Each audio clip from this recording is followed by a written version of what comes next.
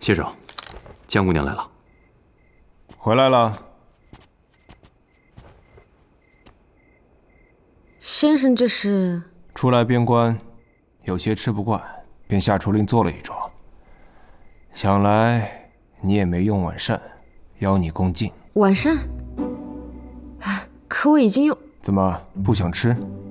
早知这样，刚才就不吃那碗馄饨了。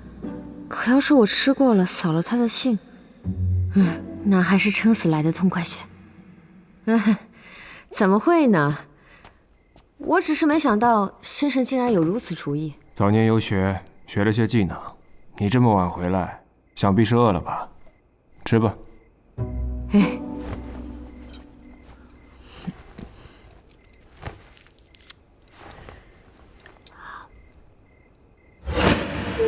怎么这么酸？酸吗？我觉得还好啊。哦，心情不好，做饭自然酸了些。边关之地不比京城干净，以后不准在外面乱吃，否则……不吃了，打死我都不吃了。那这些菜断了喂狗。这菜要是狗都不吃怎么办啊？要么狗死，要么你死。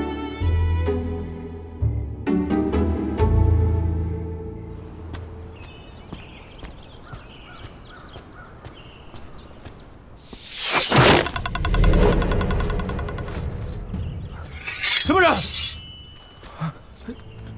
怎么回事？哎呦，走走走，别看了。好好。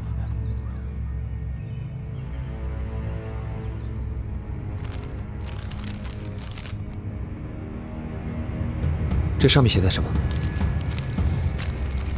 大越王子约我明日一见。他如何得知你到了边关？难道是有人把消息传给？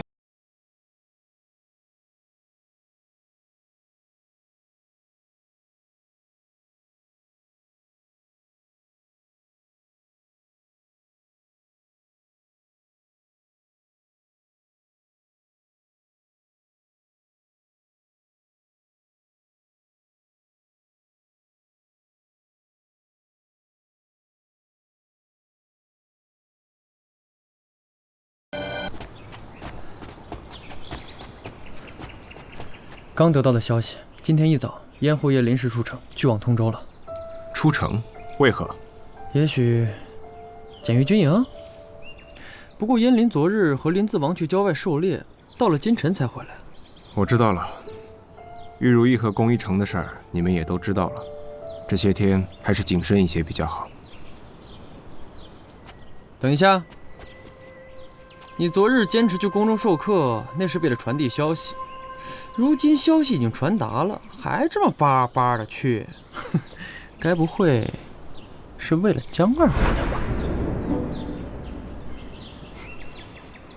要我说呀，这江二姑娘也太邪门了，什么都知道，哎，还敢跟先生说那样的话，必得找机会把她除掉才行。哎呀，不行，为何？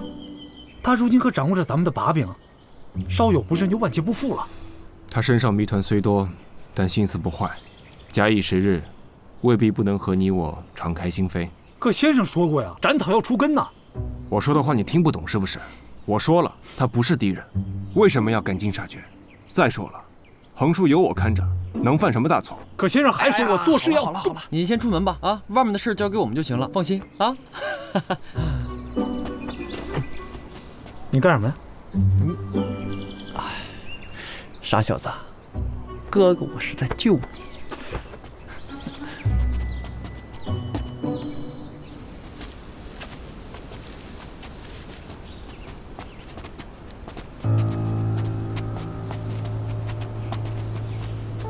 只怕又是被玉如意案牵扯的。昨夜我临睡前，听到黄公公他们在外面拷打工人的惨叫声，吓得我一宿都没睡好。这可真得好好烧烧香拜拜才是。玉如意案若真是冲着燕家来的，得想法子阻止才是。可如今宫里的风声这样紧，谢微也不帮我了，该如何是好？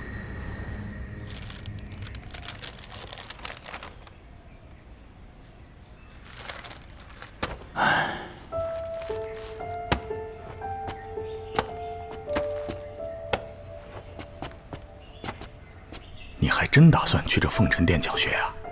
这谢少师点了你我2人去讲课，哎，他却偏偏编了这么一本教材，颇是些经史治世之学。是以一时竟不知从何讲起了。这谢少师少年得志，总有些不同寻常的想法。可是咱们翰林院这么多年，那也是有旧例的。更何况，这薛大姑娘也在伴读之中。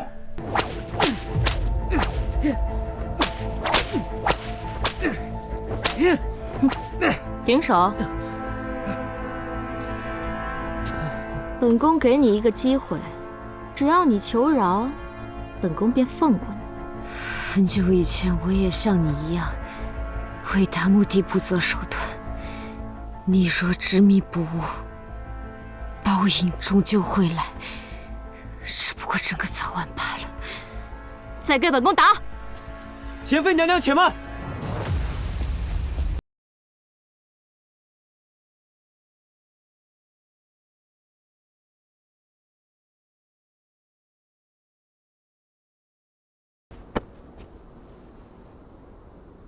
谁伤了你？学书。少师息怒，贤妃动用了私刑，不过确有理据。现在把事情闹大，只会对江姑娘更不利。不如先带姑娘医治，免得日后落下病根。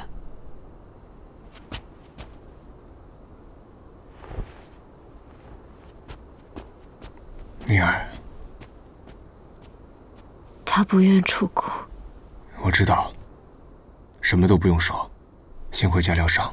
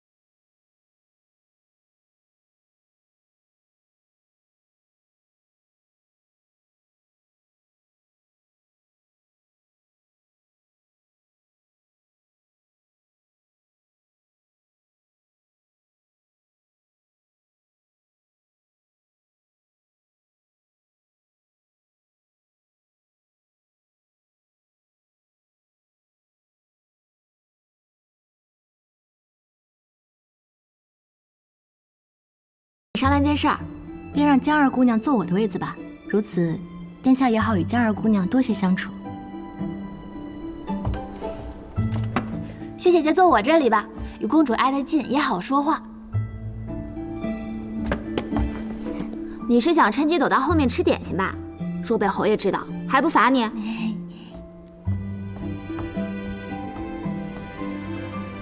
尤月，不如你给宝英妹妹让个位子。我？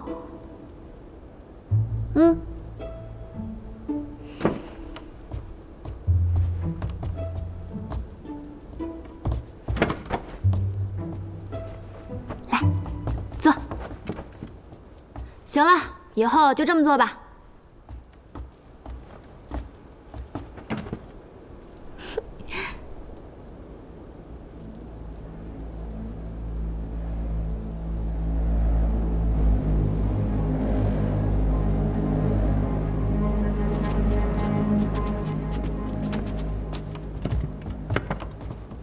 见过先生。不必多礼，坐下吧。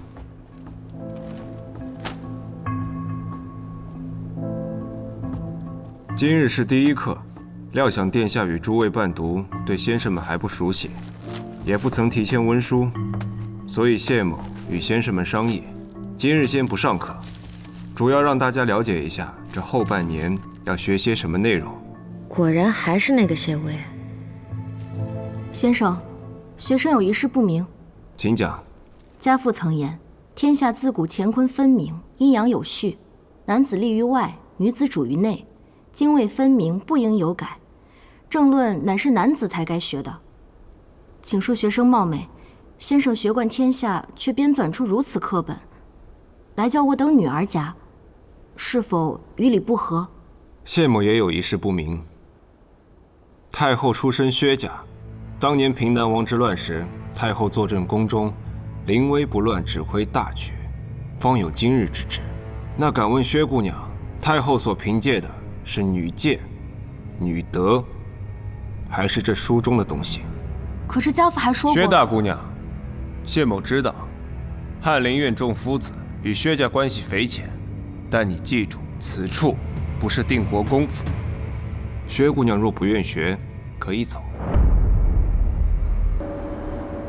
黄仁礼，你入宫40年，当知宫中不养废物，内务府查不出，就整个皇宫查。哀家倒是不信了，那柄玉如意，难不成是凭空生出来的？滚出去查！是。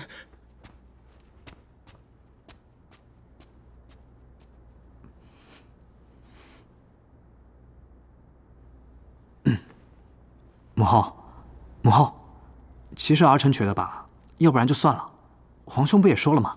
不能动摇人心，不过就是一柄玉如意，把它毁了便是。我们又何必把这件事情闹得这么大呢？一帮宵小胆大妄为，若不严加惩治，日后还不定生出什么乱子来。只凭一起行事，你将来怎么治理天下？儿臣本就无心天下，母后又何苦强人所难呢？你皇兄身体有恙，正时又生不出皇子来，你不继承大统，怎么要把皇位让给平南逆贼吗？你不如现在就把哀家和你妹妹的命拿去。母后永远都是这样，儿臣甚至有时分辨不清，您到底先是太后，还是我们兄妹的母亲？你二哥，别说了。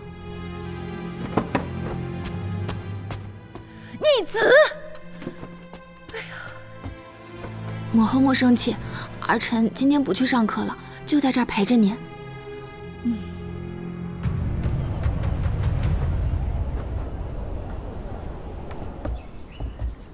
风声这么紧，先生还要去宫里上课吗？昨日您已暂且化解了圣上的怀疑，不用如此担心吧？化解只是暂时的，只有表面上一如既往不动声色，才不会露出马脚。而且，昨日内务府查了一夜，只怕我们的人已经出事了，所以无论如何，我得给他们传个消息才是。先生一人入宫，一定要小心。放心，我让刀琴去追查宫一城的下落，让吕显盯着薛家跟燕家。你这边有任何消息，务必第一时间告诉我。是。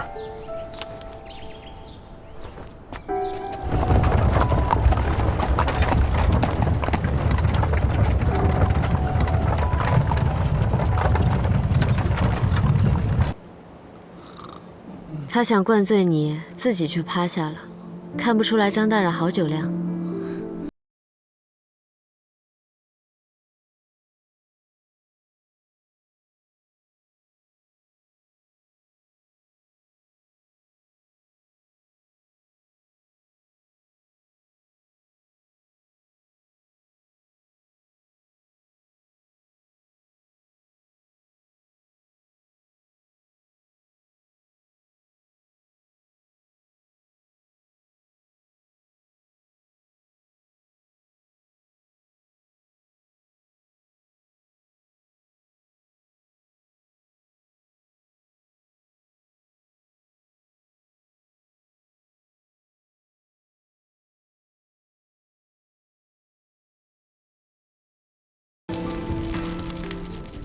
薛定飞是没事可做是吗？吃吃喝喝。薛远呢？他在干什么？先生不是派刀琴去盯着了吗？说国公在照顾薛业，姓吴也没什么异动。先生，您身子是不是？我给您煎药去啊。我无妨。把门开起来，可能太热了啊。可您身子还没好，这血……我让你开就开。是。